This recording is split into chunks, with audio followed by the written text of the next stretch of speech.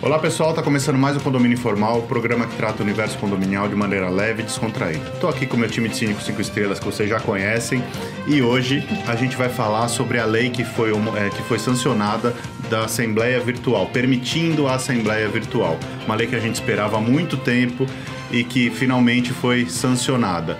Carlos, você quer começar a falar sobre isso? Opa, vamos lá. Para ser específico, Lei 14.309, dia 8 de março de 2022, Dia Internacional da Mulher. É só por isso que eu lembro. Não, na verdade também fiz a minha colinha. A gente viu que você estava colando aí. Não, mas essa certamente é uma lei que vem já, eu diria que com atraso, mas antes tarde do que nunca, né? Porque é realmente uma lei que vem facilitar bastante a vida condominial, principalmente um ponto essencial que a gente sempre bate aqui, que é as assembleias, né? Onde as coisas realmente se decidem e que a gente sabe que, por N razões, as assembleias presenciais não tinham uma grande, como é que chama? Uma grande presença, adesão, né? Uma grande adesão. Então, eu acho que essa lei realmente vem dar uma mudada boa, mas tem alguns pontos aí que eu acho que é importante a gente comentar aqui para os nossos internautas, para os nossos telespectadores. Telespecs. Mas, e obviamente, recomendo, leiam a lei, até porque o trecho não é nada muito longo, porque ela fala não apenas da possibilidade de se fazer as assembleias virtuais, como também assembleias contínuas até o limite de 90 dias. Então, isso também é um outro ponto bastante importante que vai nos ajudar, exatamente. Então, alguns pontos principais, mas que eu vou deixar depois as nossas meninas advogadas fazerem as suas considerações mais técnicas. Mas o primeiro ponto que eu acho que chama atenção é que a lei permite, a partir de agora, né, a Assembleia Virtual, desde que não haja nenhum veto à convenção. Na convenção, desculpa. Ou seja, se isso não é vetado na convenção, significa que está permitido. Então, esse é o primeiro ponto, né? O segundo ponto que eu acho também bastante importante, está bem claro na lei, é que a assembleia eletrônica ou híbrida, que também é permitido, você tem uma assembleia que você faz com a presença física de pessoas e uma parte eletronicamente, também é permitido por essa lei, mas você tem que dar o direito de voz, de debate, né? E obviamente de voto, mas voto já é uma coisa mais simples. Isso eu acho que é importante para, principalmente nós que já estamos acostumados em fazer assembleias virtuais. A gente normalmente tem ali a parte operacional, a gente deixa os microfones mudos e quando a pessoa deseja fazer algum questionamento, alguma coisa, ela tem que se manifestar no chat e aí abre-se o microfone. E aí é uma pura logística e praticidade, né? Não dá para você ter uma assembleia com 70, 80 pessoas online e todo mundo falando ao mesmo tempo. Então tem que haver aí um regramento, né? Como é na presencial. Exato. Pede-se a palavra é dada, a pessoa pode expor as suas ideias, a sua opinião, haver o debate normal, desde que de forma, né, organizada, né? E um outro ponto também, um outro aspecto que eu acho importante é justamente o fato de que com essa legislação a gente sai daquele limbo que nós estávamos desde outubro de 2020, quando a primeira lei que foi publicada logo nos primeiros meses ali da pandemia, nós tivemos uma lei que permitia essas assembleias, mas essa lei deixou de existir, né? Perdeu a validade em outubro de 2020. E de lá para cá, uma grande maioria dos condomínios continuou fazendo assembleias virtuais, até baseado em jurisprudência dos tribunais estaduais, né? Mas essa parte eu deixo vocês tratarem. Enfim, resumindo, para não abordar todos os aspectos, eu acho que essa lei vem para nos ajudar. 30 minutos. Mas eu acho importante a gente falar também, Carlos, que assim, essa discussão da possibilidade ou não da Assembleia Virtual, ela é anterior à pandemia. Sim. Exatamente. E isso Com já certeza. vinha sendo discutido há muito tempo. Inclusive, era discutido, por exemplo, a Assembleia precisa necessariamente ocorrer dentro do condomínio? Porque já existiam assembleias que ocorriam nas administradoras, por exemplo.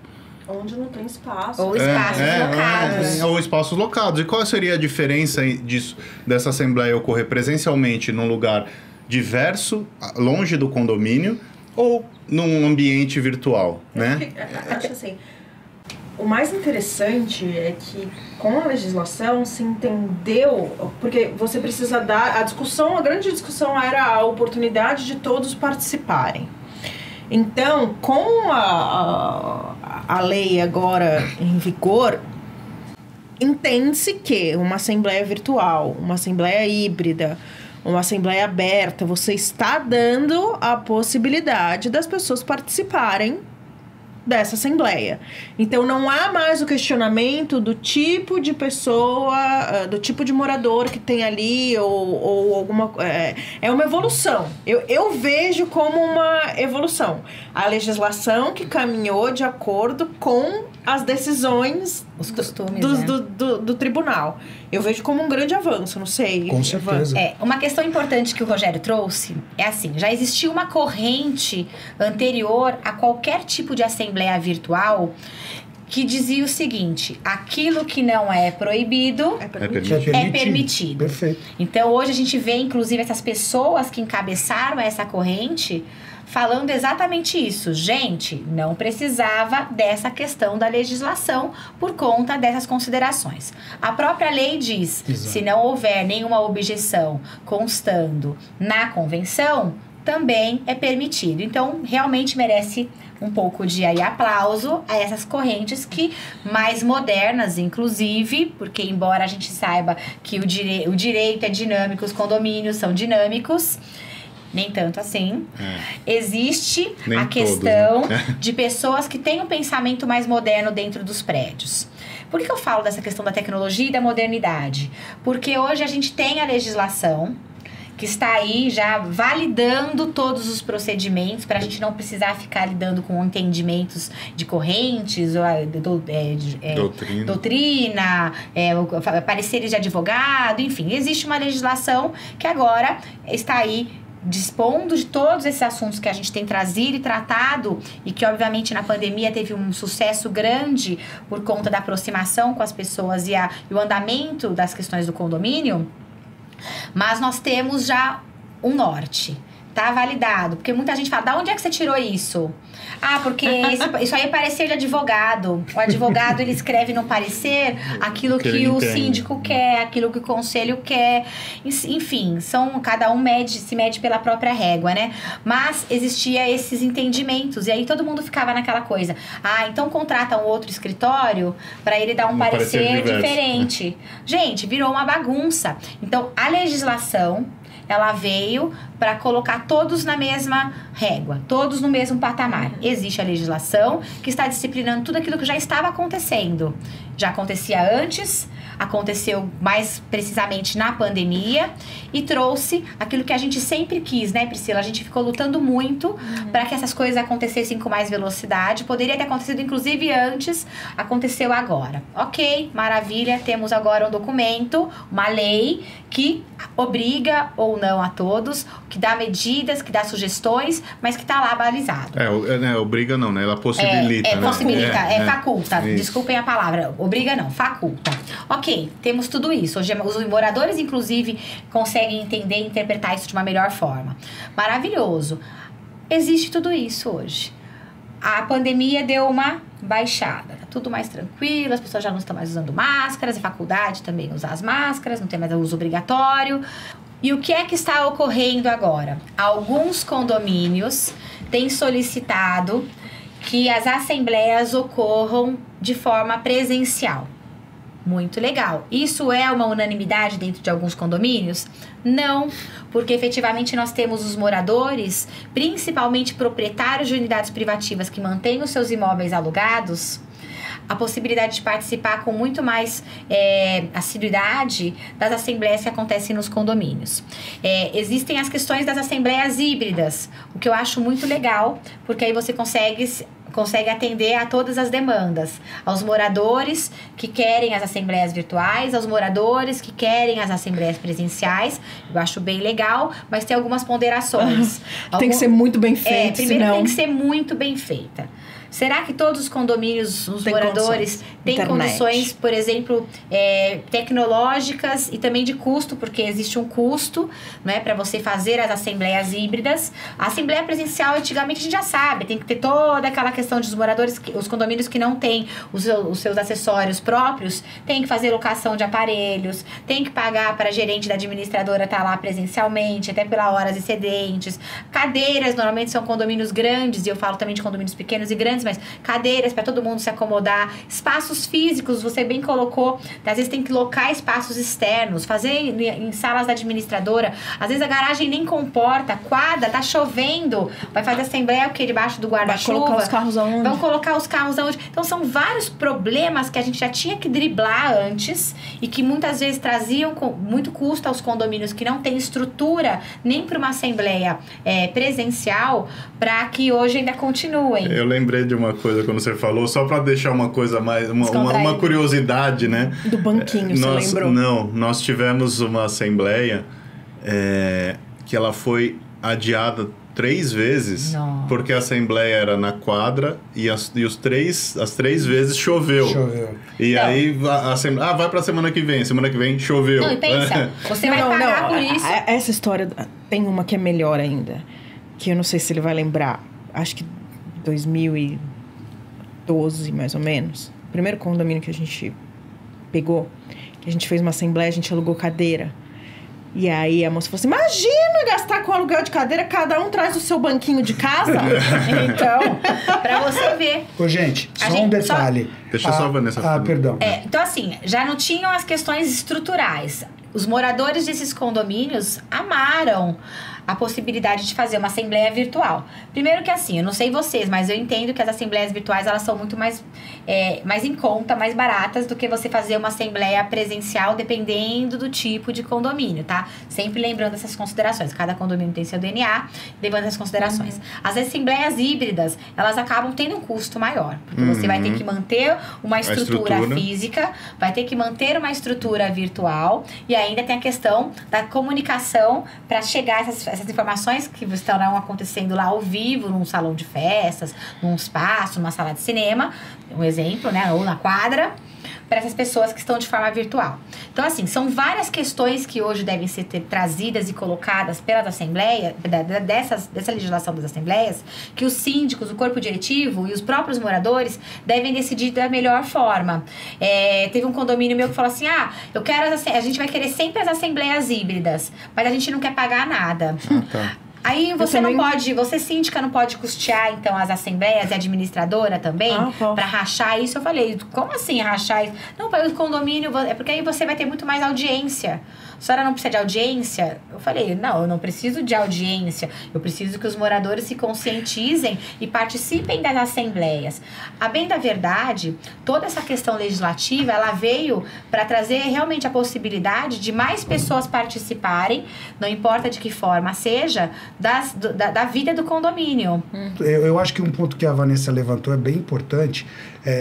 Os condôminos têm que levar em consideração, sim, que uma assembleia híbrida é mais cara do ponto de vista de custo, né? O condomínio que eu moro, por exemplo, tem feito assembleias híbridas.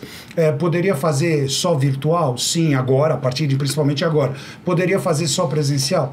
Também. A híbrida eu entendo também que é mais cara por conta de toda a logística, equipamentos e tudo mais que você tem que a chance de buscar. É maior. Então eu não gosto muito. Enfim, tem, como tudo na vida, né? Tem prós e contras. Sim. Eu, particularmente, me agrada muito a possibilidade da assembleia virtual, principalmente para condomínios de maior porte. De maior porte, mas condomínios que você já tem estabelecido o seguinte: olha, a nossa presença é muito baixa, né, na presencial, 10%, 5% dos condôminos descem para presencial. Quando você coloca a virtual, você pelo menos acaba com aquela situação, eu não tive como ir, não tinha como descer, estava viajando, porque você pode participar da assembleia, mesmo que o seu condomínio seja em São Paulo, você está viagem em Cancún, você pode participar. As pessoas trabalham dentro do carro, eles participam dentro do carro, hoje em dia, dirigindo, gente? Eles ligam... Porque tá frio, tá calor, hoje você tá conectado a qualquer outro lugar, sempre tem desculpa, na virtual não tem desculpa. A gente tá em São Paulo, eu recebo oferta de imóvel no Sul. Eu posso investir no Sul, mas... E também a possibilidade de eu participar das assembleias ali, a virtual é... E assim, como investidor... O investidor muitas vezes não tem como se deslocar, às vezes está no interior, às vezes, né? Eu acho que é uma possibilidade de participação. Você falou, Carlos, essa questão do aumento do quórum, né? Para a gente ver como isso sempre é relativo, né? E sempre existe o outro ponto, né? Nós temos um condomínio de alto padrão que nas assembleias presenciais iam uma média de 10, 12, 15 unidades na assembleia presencial. Na assembleia virtual vão 3. Então, mas na verdade, mas a votação não é feita, a votação não é, na verdade a discussão via Zoom e a votação a gente faz no sistema seguro, etc, né? Então, assim, as pessoas não querem discutir. Mas o que acontece lá é por conta de uma pessoa que não deixa as coisas andarem, que quer ficar encrencando com qualquer coisa. Mas na votação as pessoas participam. Mas tem um detalhe que é importante que acho que a gente não comentou aqui. E que isso também está previsto na lei, que eu achei perfeito. O legislador foi perfeito. É que a própria lei prevê que no caso da assembleia virtual, o condômino não poderá alegar que teve dificuldades técnicas com internet, com microfone, com qualquer coisa dessa natureza para tentar invalidar a Assembleia. E por que eu acho que esse artigo da lei é fantástico? A gente sabe que tem aqueles condôminos que são textualmente contrários... Com demônios. Textualmente contrários a esse tipo de assembleia, né? Normalmente é o cara do contra, ele é contrário a tudo, né? Então, esse condômino, ele não poderá alegar, olha, eu não consegui me acessar, né? Me fazer o login na assembleia, olha, eu não consegui votar, olha, eu não... Porque isso está previsto na própria lei. Enfim, do ponto de vista do nosso dia a dia, eu parto do princípio que agora eu me sinto mais tranquilo. Eu vou dar um exemplo, um condomínio que a gente tem de 150 unidades, e é um condomínio antigo, tem 60 anos de construção, e ele não tem, literalmente, área comum nenhuma. A portaria dele é na calçada. Então, é um prédio que toda vez que a gente precisava fazer a assembleia, a gente precisava alugar o salão de um hotel próximo, a menos de um quarteirão de distância. O que é um custo para o condomínio que, a partir do momento que você possibilita a assembleia virtual, você já não tem mais esse custo agregado. Então, custo e a logística. Sim, também, de você fazer as pessoas se deslocarem até o hotel, enfim. Eu, particularmente, adorei, apesar que essa lei foi sancionada no último dia que ela podia ser, o Congresso já tinha aprovado essa lei e tudo mais, mas eu acho que, de novo, antes tarde do que nunca. Prioridades, né? É isso aí. Bom, gente, está acabando o tempo. Eu acho importante... Para quem se interessar pelo tema, para quem achar que isso é válido, dá uma olhada na lei, porque são diversos pontos que a gente não teve oportunidade de tocar aqui. A questão da Assembleia Aberta. Isso, né? Tem a questão da Assembleia Aberta.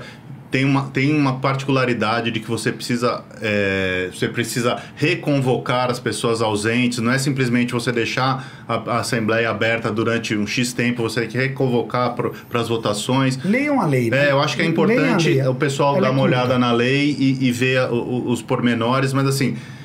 No geralzão, é uma lei muito benéfica pro setor, pro segmento. É uma coisa que já vinha sendo discutida há muito tempo. O Carlos tocou num ponto que eu falei sem até saber desse detalhe de um condomínio dele. qual seria a diferença entre fazer uma assembleia virtual num ambiente eletrônico ou fazer essa assembleia fora do condomínio dele num hotel, né? Foi um dos pontos que eu toquei aqui. Então, dê uma procurada que isso é bastante interessante. A gente vai ficando por aqui, agradecemos a audiência de vocês, dá uma olhada no podcast que a gente está lá agora também e a gente se vê a semana que vem. Um abraço!